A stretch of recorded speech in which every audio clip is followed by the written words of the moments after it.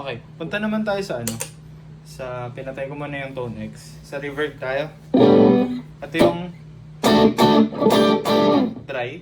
Tapos ito yung parang ano ko, stage 1. Sa reverb kasi meron din ako stage eh. Stage 1 to stage 3. Ito yung stage 1. Medyo sakto lang. Pero sa iba medyo nakakalunod na tayo. Pero sa akin sakto lang to. Gusto ko medyo ambient pa. Yan.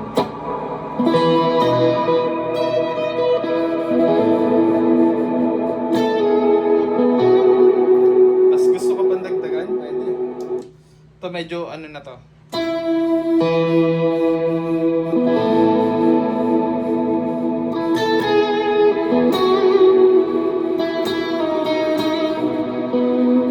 Lagyan natin ng delay.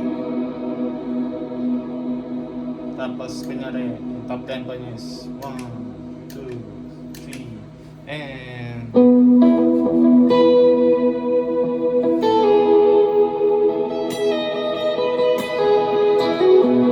kaya kung gusto ko ano, gawin natin siya reverse naman, reverse delay.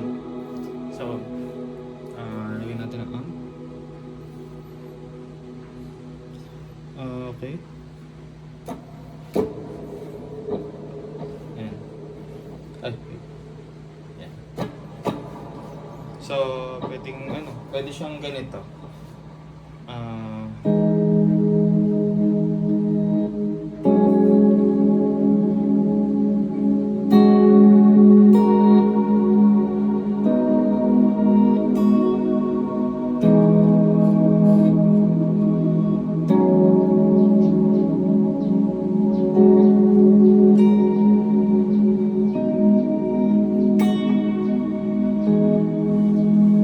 Yan. Ang dami nga pwedeng gawin eh.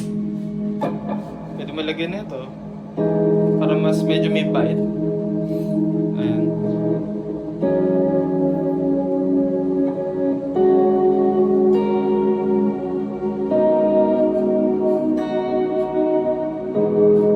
Yan. Siya. Tapos ano pa ba? Ayun eh, try natin ano. Try natin gawin tong amp. So, patayin natin to. Yan, patayin natin yan. Punta tayo sa amp section niya. Nandito yung paborito kong amp eh. Ayan, ito. Itong tatlong to. Paborito kong amp ko itong tatlong to. Meron ditong tone factor na blend siya ng ano, Chimera tsaka ng I think ano to? Nakalimutan ko isa. Basta dalawang amp siya, parallel amp. Tapos ito naman, Twinplex. Tapos ito naman, tone factor ng Matchless DC30. So, madalas ito muna ginagamit. Depende kasi sa style eh. Pero ito madalas ginagamit ko. Ayan. Ay. Teka. Sorry. Tayo natin to. Ayan. Tsaka ito. Ayan. Ayan siya. Mas mali, sa akin, mas may clarity nga lang talaga to.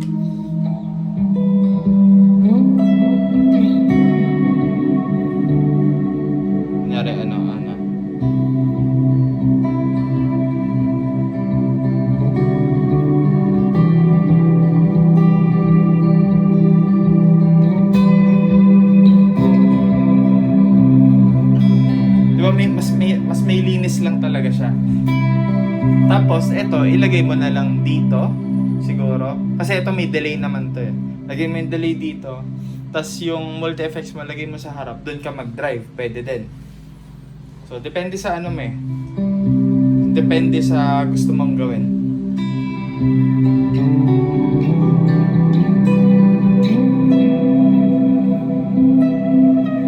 Yun.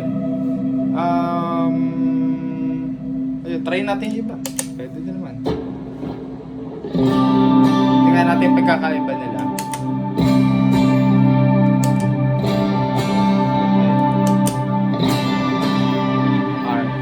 Sige. Ito kasi, itong amp na to, itong parallel amp. Parang niyang kinuha kasi yung best for both worlds ng mids tsaka ng highs. Kaya mapapansin mo, may highs pa rin siya, pero may body siya. Ito naman, single pedal lang siya, pero Meron kasi siyang meron siyang parang maganda din ang amp mismo. So, para sa akin, hindi na kailangan lagyan ng isa pa. Kasi ang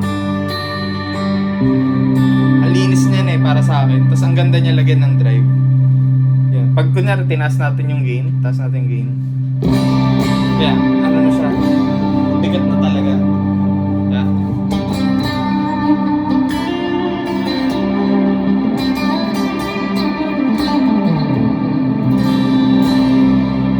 Try natin yung DC-30. Ang DC-30 naman, siya, para sa akin, maganda siya for worship kasi medyo ma-mid siya.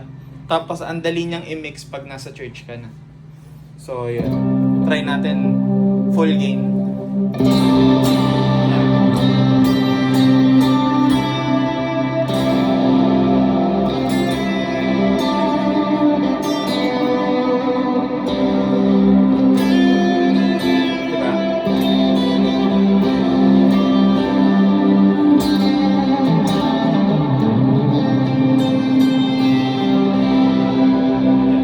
So, yung magandaan sa kanya.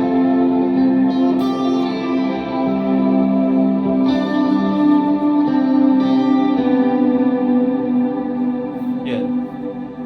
Tapos, kung gusto mo, ayun, iyan mo na lang. Palit-palitan mo na lang sila ng pwesto.